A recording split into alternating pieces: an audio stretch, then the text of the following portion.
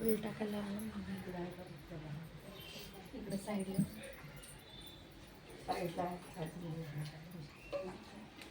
खाली एकदम हो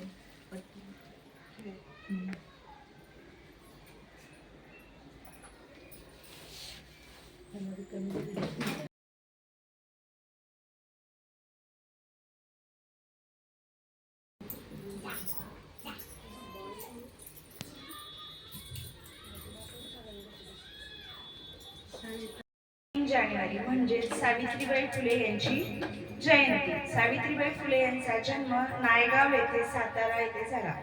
त्यांचा जन्म 3 जानेवारी 1831 मध्ये झाला।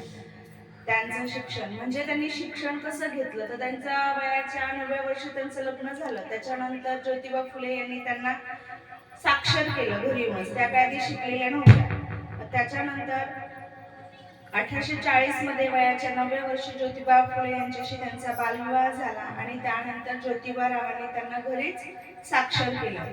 त्यानंतर त्या साक्षर होऊन मुलींसाठी त्यांनी 1848 मध्ये पुण्यामध्ये भिडेवाड्यात पहिली मुलींची शाळा काढली। म्हणजे पहिल्या स्त्री शिक्षिका, पहिल्या मुख्याध्यापिका ह्या सावित्रीबाईच होत्या। त्यानंतर शाळेत जेव्हा त्या मुलींना शिकवायला जायच्या, त्यावेळेस लोक त्यांच्या अंगावरती दगड, ढोले, शेण वगैरे फेकत होते। ते सर्व सहन करून त्यांनी आपल्याला म्हणजे महिलांसाठी एवढं छान कार्य केलं की त्यांची किती आपण उपकार मानले तरी ते फिटणार नाहीये। त्याच्यानंतर त्यांनी समाजकार्यामध्ये विधवा विवाह, बाल हत्या म्हणजे मुली जन्माला आल्या की ते मारून टाकायचे, मग ते बंद त्यांनी केलंय।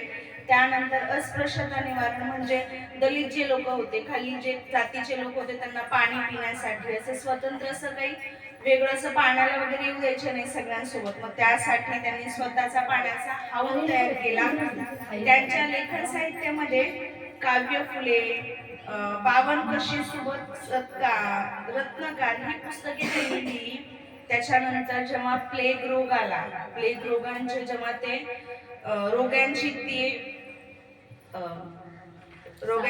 साथ आली होती, त्यावेळेस त्यांचे उपचार करताना किंवा त्यांना उपचार करताना ज्या काही गोळ्या वगैरे लावत होते, त्यांचे आरोग्य तपासताना, त्यांची देखरेख करताना त्यांना त्या रोगाची लागण झाली आणि त्यानंतर त्यांचा 10 मार्च 1897 रोजी प्लेग रोगांची सेवा करतानाच त्यांचा मृत्यू झाला। अशा ह्या थोर क्रांतीज्योत यांना कोटी कोटी प्रणाम माझा। आणि त्यानंतर एक छोटीशी कविता त्यांच्यासाठी। सावित्रीबाई फुले महान, शिक्षण दिले सर्वांना समान। सावित्रीबाई फुले महान, शिक्षण दिले सर्वांना समान। हातात पुस्तक मनात जिद्द, हातात पुस्तक मनात जिद्द। स्त्री शिक्षणाचे स्वप्न केले सिद्ध, स्त्री शिक्षणाचे स्वप्न केले सिद्ध। दगड झेलले शब्द झेलले, दगड झेलले शब्द झेलले, तरी ती न थांबली, तरी ती न थांबली।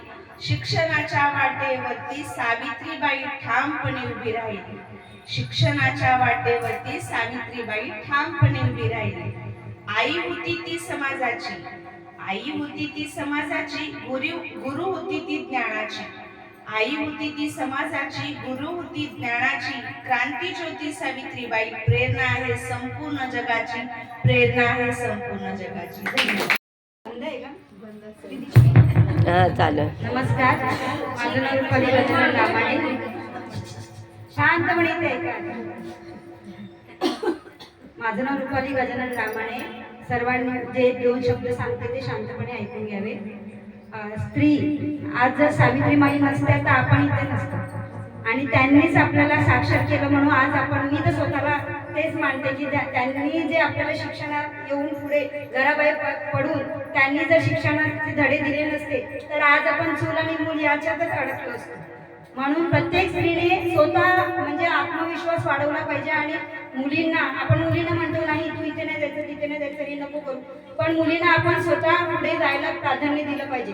आपल्या घरापासून आपण सुरुवात केली पाहिजे, जेणेकरून पूर्ण आपलं घरापासून आपलं कुटुंब, एक बाई शिकली तर अख्खं कुटुंब शिकतं। त्याचप्रमाणे जी म्हणजे चूल आणि मूल न आता प्रत्येक क्षेत्रामध्ये स्त्री ही प्रत्येक त्याच्यामध्ये पुढे आहे. त्यामुळे माझ्या सर्व महिलांना विनंती आहे की आपल्या मुलींना खूप शिकवावं तुम्ही. हेच मी 2 शब्द बोलून आभार मानते मला इथे बोलायला दिल्याबद्दल.